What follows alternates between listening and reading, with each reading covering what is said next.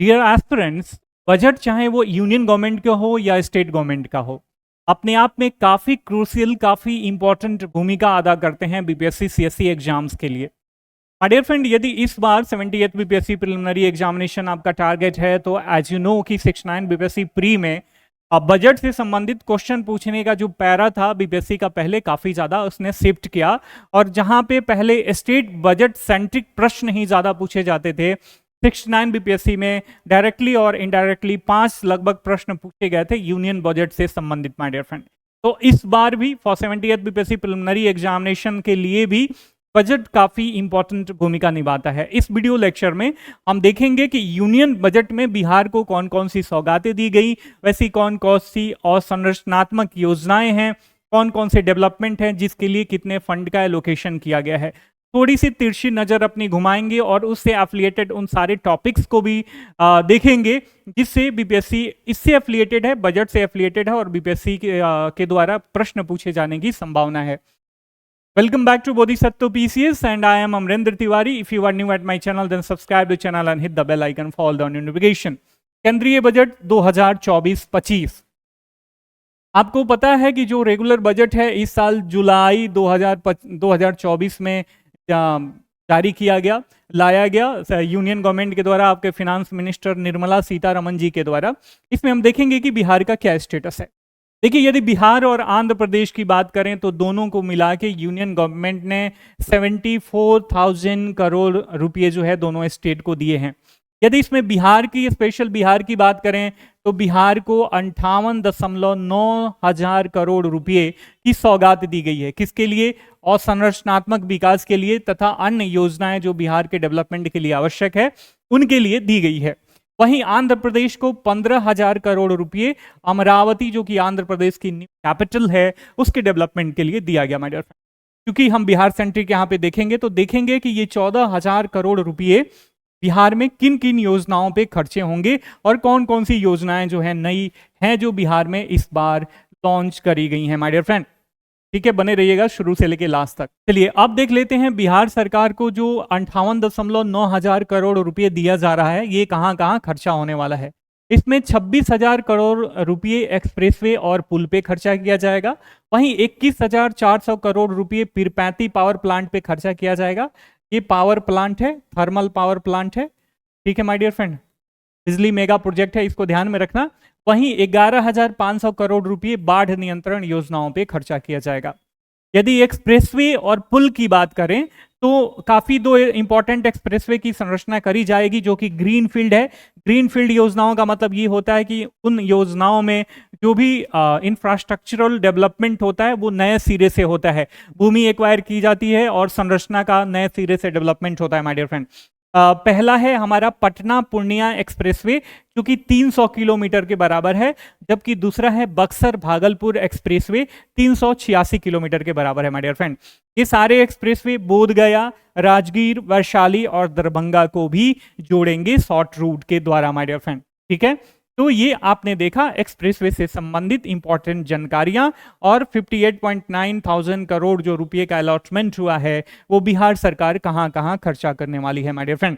यदि बात करें तो बक्सर में इसके साथ साथ गंगा नदी पर 2 लेन का एक पुल भी बनाया जाएगा माय डियर फ्रेंड। ठीक है, इसमें एक और काफी इंपॉर्टेंट डेवलपमेंट की बात करी गई है कि जो अमृतसर और कलकत्ता औद्योगिक कॉरिडोर की स्थापना करी जा रही है ना, इसको डेवलप करा जा रहा है। इसका हेडक्वार्टर, इसका मुख्यालय डोभी जो कि गया में है वहां पे प्रस्तावित है, यहीं पे इसको डेवलप किया जाएगा। ठीक है, तो ये सीधे सीधे जो बजट में बजट एलोकेशन के द्वारा जो योजनाओं पे खर्चा करने की बात करी गई है उसके बारे में ये है। ठीक है, वहीं यदि पावर प्रोजेक्ट्स की बात करें तो भागलपुर के पीरपैंती, आपसे क्वेश्चन पूछा जा सकता है कि पीरपैंती कहाँ है, तो भागलपुर में है। ये 2400 मेगावाट का नया बिजली संयंत्र स्थापित किया जाएगा, इस पे 21,400 करोड़ रुपए खर्चा करा जाएगा। ये थर्मल पावर प्लांट है माय डियर फ्रेंड, ध्यान में रखना। ठीक है, इसके साथ साथ देखो विष्णुपद मंदिर कॉरिडोर और महाबोधि मंदिर कॉरिडोर का भी डेवलपमेंट किया जाएगा। इसकी थीम क्या है? जो काशी विश्वनाथ मंदिर है उसी पे आधारित है। तो देखो बच्चे क्या करते हैं कि जो इसमें हम बात कर रहे थे ना तिरछी नजर की, दैट मीन्स एनालिटिकल अप्रोच की, तो जो विष्णुपद मंदिर है ये अपने आप में काफी इंपॉर्टेंट है। आप सबको महाबोधि मंदिर तो पता होगा, लेकिन मैक्सिमम लोग, जो नए लोग हैं, जिनको जानकारी नहीं है, वो विष्णुपद मंदिर के बारे में ज्यादा नहीं जानते होंगे। तो लगे हाथ हम विष्णुपद मंदिर के बारे में भी चर्चा कर लेते हैं, काफी इंपॉर्टेंट है। यहां से प्रश्न मुझे लगता है कि बीपीएससी यदि चाहे तो पूछ सकता है। और जैसा कि बीपीएससी के चेयरमैन साहब के द्वारा बताया गया है कि काफी कॉम्प्लिकेटेड प्रश्न इस बार पूछे जाने वाले हैं बीपीएससी के द्वारा, तो इसके लिए हमें तैयारी फुल प्लेज होके जानी चाहिए, तैयारी करनी चाहिए। ठीक है, विष्णु पद का मतलब क्या हुआ? विष्णु जी का पैर, टेम्पल ऑफ विष्णु पीठ। माय डियर फ्रेंड, ये फल्गु नदी के किनारे स्थित है, गया बिहार में।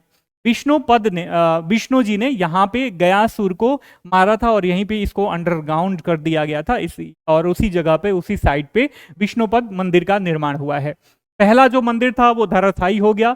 इसकी नई संरचना अहिल्याबाई होलकर के द्वारा पुनर्निर्माण करा गया है, नई संरचना का डेवलपमेंट करा गया है, जो कि इंदौर की राजधानी थी माय डियर फ्रेंड। ठीक है, इसके साथ लगे हाथ एक नोट्स है, इसको ध्यान में रखना। बिहार में जो टोटल एनएच है ना, नेशनल हाईवे, ये 6140 किलोमीटर के बराबर है। डैट मीन्स 6140 किलोमीटर के बराबर है। क्वेश्चन पूछा जा सकता है, ध्यान में रखना। इसके साथ साथ एक और इंपॉर्टेंट फैक्ट है जो मैं आपके साथ शेयर करना चाहूंगा। बिहार चैम्बर ऑफ कॉमर्स के जो चेयरमैन हैं वो पीके अग्रवाल साहब जी हैं। ठीक है, इनको ध्यान में रखना। विष्णुपद मंदिर के बारे में भी आपने देख लिया माय डियर फ्रेंड। ठीक है, यदि बाढ़ नियंत्रण योजनाओं की बात करें तो इसमें सरकार 11,500 करोड़ रुपए खर्चा करने वाली है। इसमें कोसी मेची लिंक समेत 20 अन्य परियोजनाओं के लिए ये खर्चा करा जाएगा, जो बाढ़ समन और सिंचाई परियोजनाएं जो हैं इनमें शामिल हैं। तो देखो, इसमें कोसी मेची लिंक समेत 20 अन्य परियोजनाओं की बात करी गई है। तो कोसी नदी के बारे में आप सब लोग जानते होंगे, कहाँ से उद्गम स्थान है, कहाँ पे आके ये मिलती है, इसका क्या क्या एडवर्स इफेक्ट लाती है नॉर्थ बिहार में, ये सारी चीजें आपको पता होंगी। मेची नदी की बात करें तो नॉर्मली लोग इसको स्किप कर देते होंगे। देखो, मेची जो है एक ट्रांस बाउंड्री रिवर है जो नेपाल और भारत में बहती है। ट्रांस बाउंड्री रिवर का मतलब सीमा पारीय नदी, जो एटलीस्ट राज्य स्तर पे या अंतर्राष्ट्रीय स्तर पे दो राज्यों या दो देशों की सीमा को पार करती है। तो नेपाल और भारत से होकर यह बहती है। महानंदा की सहायक नदी है। किसकी सहायक नदी है? प्रश्न यहां से राइज हो सकता है। महानंदा की सहायक नदी है। और इसके उद्गम स्थान की बात करें तो ये महाभारत के पर्वत श्रेणी से निकलती है।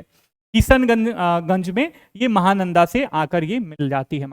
ठीक है, नीचे आप कमेंट करके बताओ कि कोसी नदी कहां से निकलती है माय डियर फ्रेंड। तो ये था यूनियन बजट 2024-25 में बिहार को एलोकेटेड जो फंड है, बिहार से संबंधित जो योजनाएं हैं, जिस पे इन सारे फंड्स को खर्चा किया जाएगा, उससे संबंधित सीधे और थोड़ा सा तिरछी नजरियों के साथ जो एनालिटिकल अप्रोच हमने फैक्ट्स की एनालिसिस करी। आई होप कि जो भी कंटेंट था काफ़ी क्रिस्प होगा और आपको आसानी से समझ में आ गया होगा। नीचे वीडियो के डिस्क्रिप्शन बॉक्स में टेलीग्राम का लिंक दिया गया है, वहां पे इसका पीडीएफ भी शेयर कर दूंगा। वीडियो पसंद आया होगा तो वीडियो लाइक करना, चैनल को सब्सक्राइब करना। हम फिर मिलते हैं अगले वीडियो लेक्चर में, तब तक के लिए साइनिंग ऑफ, टेक केयर, जय हिंद, जय भारत।